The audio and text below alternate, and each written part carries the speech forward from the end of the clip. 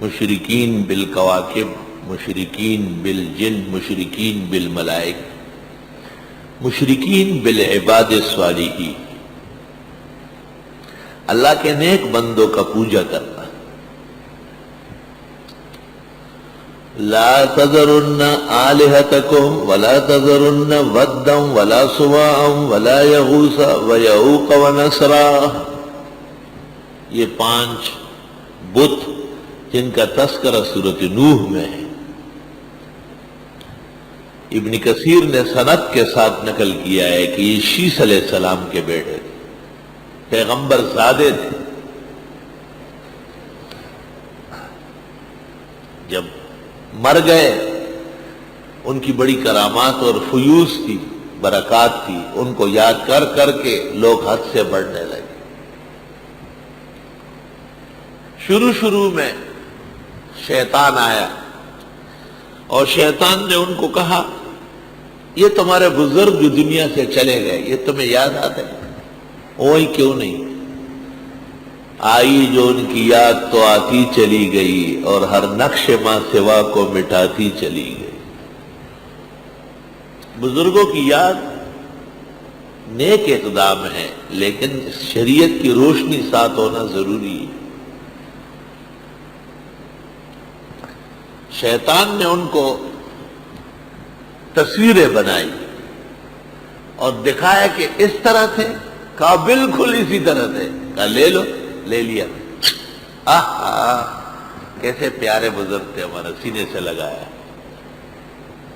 پھر جب نماز پڑھنے لگے تو اس کو قریب میں رکھتے تھے، ان کے بعد جو لوگ آئے انہوں نے سامنے رکھا، انہی کو سجدے شروع کر دیے۔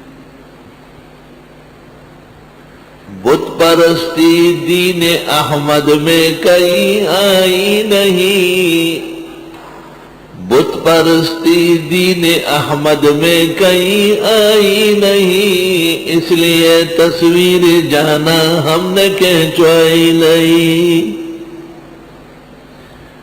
ان اشد الناس عذابا یوم القیامت عند اللہ المصورون، رواہ البخاری۔ قیامت کے دن سب سے بڑا عذاب تصویر والوں کو ہوگا۔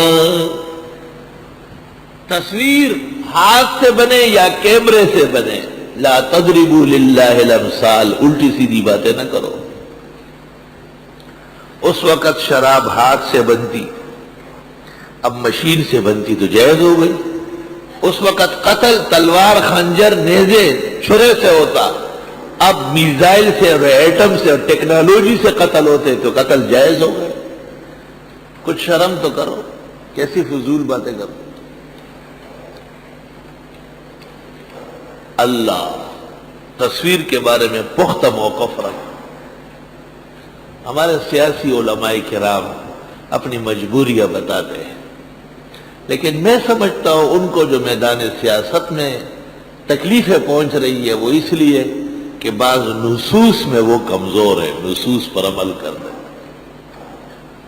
میں سمجھتا ہوں تصویر کے سلسلے میں جتنا مضبوط اور پختہ ایمان میرا ہے، مجھ سے زیادہ مولانا فضل الرحمان کا ہوگا۔ مولانا اللہ والا ہے، اہل اللہ ہے۔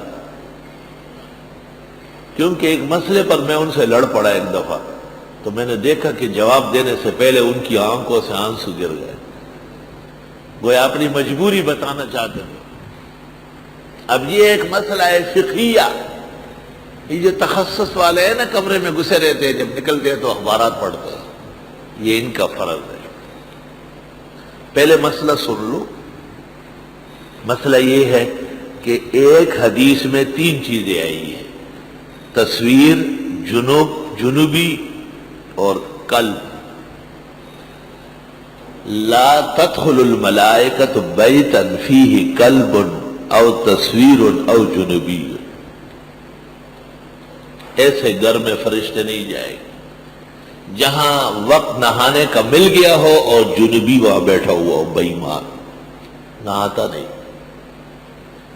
اس گندے کی وجہ سے فرشتے نہیں جائیں گے۔ اور دوسرا یہ کہ جہاں کتا پلا ہو، اور تیسرا یہ کہ جہاں ذی روح کی تصویر ہو، ذی روح کی تصویر۔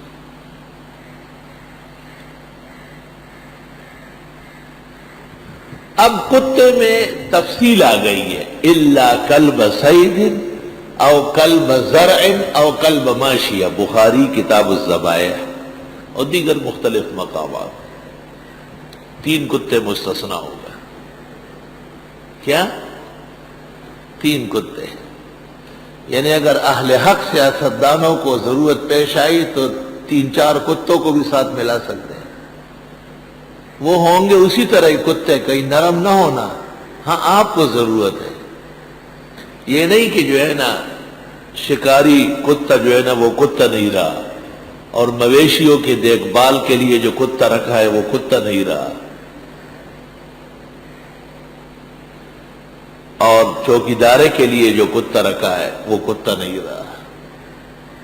اللہ اکبر۔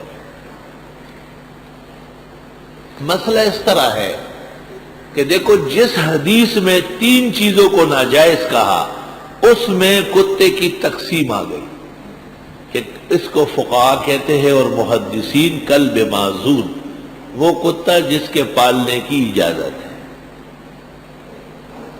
کتا پالنے کی 2 سزائیں ہیں، ایک تو رحمت کے فرشتے نہیں آئیں گے، اور دوسرا یہ کہ اس شخص کی نیکیوں میں سے روزانہ 1 قیراط گھٹے گا، 1 چٹان نیکی روز کاٹی جائے گی۔ گویا KMC والے جو بعض جانوروں کی لائسنس دیتے ہیں اور فیس لیتے ہیں، اس کا ثبوت حدیث سے ہو رہا ہے۔ تو محدثین کا ایک طبقہ کہتا ہے کہ حدیث میں 3 چیزوں کی حرمت آئی اور کتے میں پھر استثناء آ گیا، تو پتہ چلا کہ تصویر میں اور جنوبی میں کوئی تقسیم نہیں ہے، کوئی تفصیل نہیں ہے، ان کے ہوتے ہوئے فرشتے نہیں آئے گے۔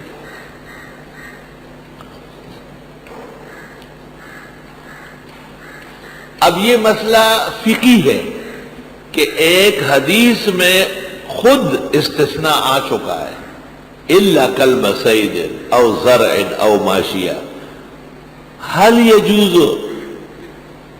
فی نوعیہ استثناء ام لا؟ اس کے 2 نوع جو اور بیان ہوئے ہیں، جنوبی اور تصویر۔ اللہ اکبر۔ هذه مسألة معترکہ بین العلم والعلماء، علی العالم المتبصر ان يتبصر فیہ بإمعان ودقت نظر۔